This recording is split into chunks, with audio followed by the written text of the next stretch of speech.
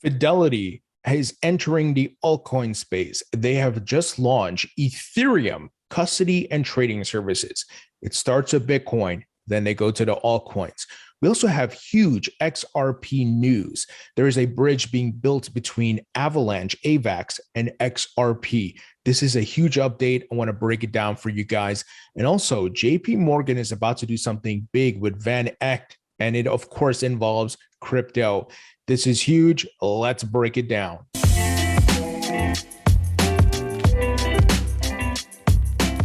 Welcome back to the Thinking Crypto podcast, your home for cryptocurrency news and interviews. If you are new here, please hit that subscribe button. Also hit the thumbs up button and leave a comment below. If you're listening on a podcast platform, please give me a 5-star rating. Quick word from our sponsor, and that is Link2, which makes equity investments easy for the normal investors. When I say normal, I mean this option is usually not available to many of us. It's only for the hedge funds and the big investment firms. Well, they're democratizing equity investments, and specifically equity investments in crypto companies. So as I've often spoken about on this channel, the big players, these investment firms and hedge funds, are double dipping. They're buying the tokens and they're investing in the companies building the infrastructure, right? So think of the gold rush, the people who were mining for gold, but also those that made money in building the picks and shovels and the wheelbarrows, right? There's opportunity to make money on both sides. You can do the same. I'm currently a customer of Link2, and I'm investing in companies like Ripple, BlockFi, and so forth. So you'll see some well-known crypto names on here: Uphold, Ripple, BlockFi, BitPay, Dapper Labs, and much more, Abra as well. So it is a great platform, easy to use, and you have to be an accredited investor, and you can get essentially access to, once again, the equity side. So you can make money on both sides, the tokens and the equity, guys. Great platform. Check it out. Link in the description. All right, guys, let's look at the market here. We started seeing since yesterday, Bitcoin and the market started moving upwards. Now, this is nothing to call home or write home about yet. This rally has to prove itself. Has Bitcoin found its bottom? Well, guys, that is still debatable. Right now, as I'm looking at the charts, Bitcoin costs across $32,000. It could be it found its bottom, but this could be a trap, right? That's why I'm saying I don't know yet. It has to prove itself. So the alts are, of course, going to start following Bitcoin's move. Obviously, we want to get back to 55K range for Bitcoin. That will be the retracement peak. And then we see if Bitcoin continues to go further to new all-time highs. We've talked about three respective scenarios, and that is: one, this is the bear market, crypto winter. We continue to go down. Maybe Bitcoin goes to 20K, and then we're stuck between 20K and 30K for another year, right? That is a possible scenario. Scenario number two: Bitcoin is finding its bottom. It's going to retrace the 55K. And this is a theory and a thesis by blockchain backer. And then we see an alt season. Third, Bitcoin is still in a macro bull run, and it's going to go to new all-time highs later this year. That is probably not likely, but it could still potentially happen. And in the short term here, Matthew Hyland highlighted that 33K will be the next test for Bitcoin. So we got to break to 33K, build some support to keep going up, right? So all eyes are on the charts right now. And of course, if you're holding altcoins, you want to see Bitcoin do well because the capital flows from Bitcoin down to the altcoins. We've seen it in time and time again in different bull markets, right, guys? And something that's interesting, I've been, kind of alluding to it. They can only allow inflation to go on as is for so long because it's not so much you and I, it's the wealthy. When you have inflation like this, there's a loss of wealth, right? Obviously, the same cash these companies and wealthy individuals are holding, they don't have the same purchasing power. The stock market has been down. How long can they let this continue, right? And we know markets have to correct, but also the midterm elections are coming up. And we have this report from the Wall Street Journal, Biden to meet with Fed's Jerome Powell to discuss the economy. What we've seen historically is that presidents have used the Fed as a political tool or instrument, right, to pump the markets when elections and things come around, both Democrats and Republicans. I'm not here to talk politics, as far as who's wrong and who's right, but rather what the establishment of the government, that what they usually do. So at some point, the Fed will have to stop the rate hikes and start QE again. Right now, they're doing QT, quantitative tightening. QE is quantitative easing, which we know they did on steroids in the pandemic era, right?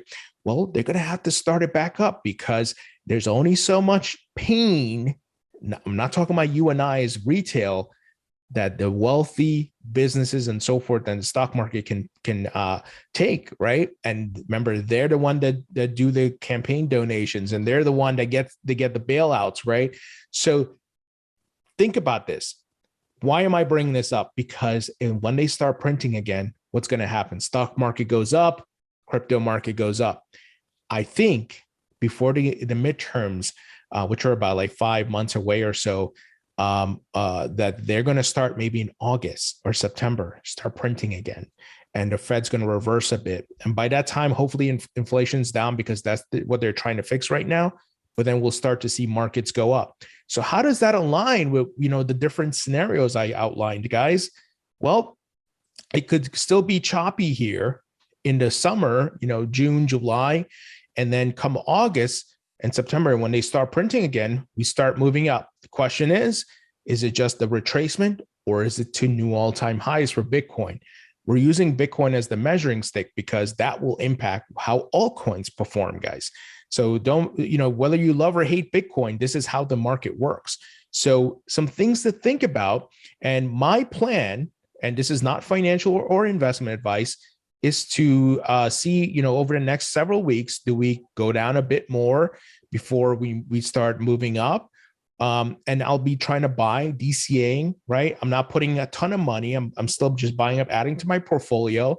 Whether I make money this year or not, I'm a long-term investor, as I've been since 2016, and I've made money in this market. So having a macro perspective is important. Speaking of macro, here's an updated chart from TechDev showing that this is kind of a local bottom, and we haven't hit a true blow-off top yet. And this blow-off top could come around the end of 2023 into 2024. So we'll see. Hopefully he's right here. And once again, all these things are culminating to this blow-off top with the Fed and with market cycles and so forth. So if you look at the chart, it certainly makes sense, but this is not guaranteed, right? No one can predict the future, but we can put together our thesis. All right, let's jump into some news, my friends. Before I get there, I want to share what Mark Cuban had to say. And he's a guy who's been here since, the internet, I should say, has been in tech since the internet days, made a lot of money, obviously. Now he's here in crypto. He says, I'm old enough to remember when sophisticated investors invested in internet sites based on hits. A hit is the display of any file. So sites loaded up tiny invisible files and bragged about how many hits they got. Yes, that was a measuring stick back then, guys. I know it's like, oh my God, really? Yeah, it was all a lot of BS, and people are saying, oh, look how much hits we're getting this. And they got these ridiculous valuations and a lot of investments, and we know a lot of it went to garbage, trash, right? But in that bubble, that market, that asset class at that time, there were Google, Amazon, eBay, right? You name it, all these big time investment firms that did well, Microsoft and Apple, all and so forth. But a lot of garbage. Same thing's happening here, guys, right? There are thousands of altcoins. 90% of them are going to be gone. Only a good amount will be here, and that's why you have to be careful. So he says people dismiss the net just like they are crypto. With this recent downturn, Terra Luna's crash, a lot of people are, oh, you see, I told you guys, it's garbage. I don't want to put my money. Warren Buffett and Charlie Munger were right, right? But these are just cycles. This is how things play out, right? It's just what happens in when you have the rise of a new technology and everybody's trying to make money, right? It's a gold rush, but not everybody's going to be a winner. So just remember these things. But we see the big institutional players continue to build. Look at this. Fidelity to support Ethereum custody and trading services. The $11.3 trillion asset manager is currently building out infrastructure according to the president of Fidelity Digital Assets. Fidelity's been at this for years. We know they've come out and said they've been mining Bitcoin, and they built Fidelity Digital Assets, a arm of their business that is specific to crypto, right? And this is being reported by the Wall Street Journal. It was released today. They want me to pay to read this. So I'm not paying $4 a month to read your articles, Wall Street Journal. But anyway, we got the TLDR here from Blockworks. Guys, they started with Bitcoin. Now, Ethereum. What do you think is going to happen next? They're going to go to Cardano, whatever else down the list. This is why I keep telling you guys, it starts at Bitcoin. Bitcoin's the door, and then they're going to go to altcoins. We've seen it time and time again, but you have to be patient, guys. And look, a lot of it too is regulatory clarity. If stupid Gary Gensler and the SEC were not holding all these other altcoins hostage, they would be adding more altcoins. But it is what it is. We just got to be patient. Fidelity is also, here's what they're planning to do: hire 110 blockchain experts by the year end as it expands beyond Bitcoin related services. They know what's coming. This market is more than just Bitcoin. Don't listen to Bitcoin maxis. Some of them are crazy, man. But you got to see how big this asset class and technology is. And Fidelity, right? Some of the smartest people, a lot of money, they recognize that, and they're planning to hire despite what the price is right now. The prices are not great right now, right? People are calling for bear markets and all that, blood's on the street. But these guys know it's all market cycles. Okay, we're in a bear market. Guess what? Bull market's coming back. And we're patient enough to wait, and we're going to build and hire in the meantime. Now, speaking of big-time institutional investors, my friend Gabor Gerbox from Van Eck, who I've interviewed on the channel. Van Eck is, of course, applying for a Bitcoin spot ETF. They've gotten other ETFs approved.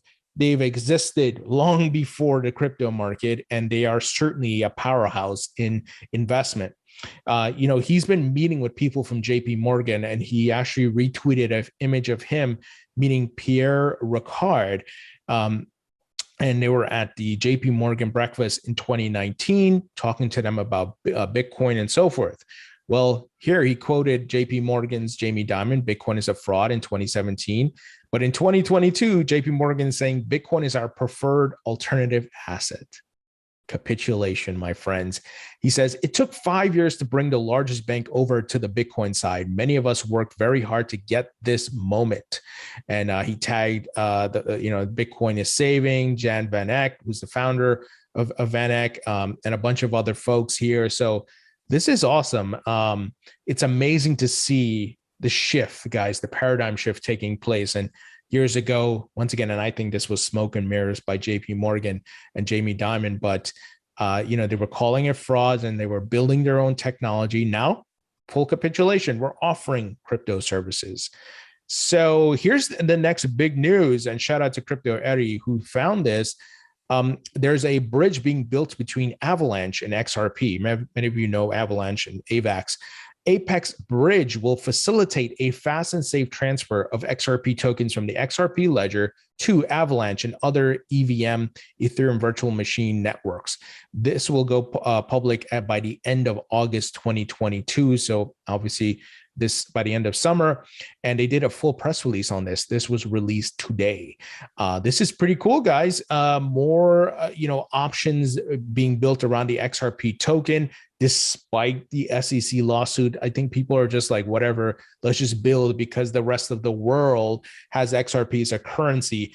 We don't have to worry about jurisdiction nonsense in the rest of the world. It's just Gary Gensler and the SEC holding up the market right now. And of course, a lot of eyes are on the Ripple lawsuit because that will set the precedence for the market, whether these other altcoins and companies have the ability to fight back, or they're in a bad place. Now, I think Ripple is going to win. I think Congress is going to step in as well. Let me read some of what is in the press release from today. Apex, a true node as a service provider, will build a fully insured bridge from the Avalanche to the XRP ledger to go public by the end of August 2022. Apex Bridge is fully insured by Unori, if I'm saying that right, Unori, excuse me, a decentralized insurance and reinsurance platform and powered by Katoshi's revolutionary bridging technology. Apex Bridge will facilitate a fast and safe transfer of XRP tokens from the XRP ledger, an open source public and decentralized blockchain, to Avalanche and other Ethereum virtual machine networks. Apex and Katoshi will allow us collaborate to ensure the bridges reach the highest possible standard. Before going live, Apex Bridge will undergo thorough audits by Unori and Certic, plus extensive penetration tests via Halburn. The bridge will be open to all DEX and decentralized exchanges and DeFi protocols, from API kits to XRPL, to ensure seamless integration of its decentralized apps. This is great, guys. This is great. I love this update. And if you look at Apex's website, their thing is passive income 3.0 ad infinitum.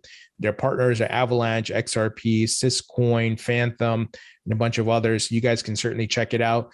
But once again, the building continues. The building continues, guys, regardless of price, regardless of the lawsuit. People are adopting XRP, and Ripple continues to do things globally. I still hold XRP, still my number one holding, my number two Bitcoin, my number three Ethereum. I'm here to make money. I diversify, and I position myself to be risk averse and make money, of course. So if, let's say, one coin is not doing well, I'm making money off the others.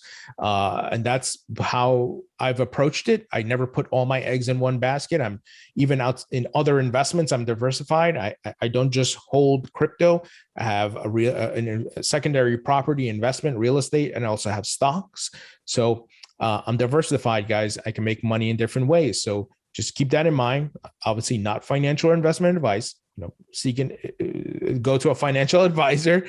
I'm just telling you what I'm doing and what has worked for me. And obviously, some of it is general investment principles of diversification and things like that. Anyway, guys, that's the news. Let me know what you think. Leave your thoughts and comments below. Hit the thumbs up button, and I will talk to you all later.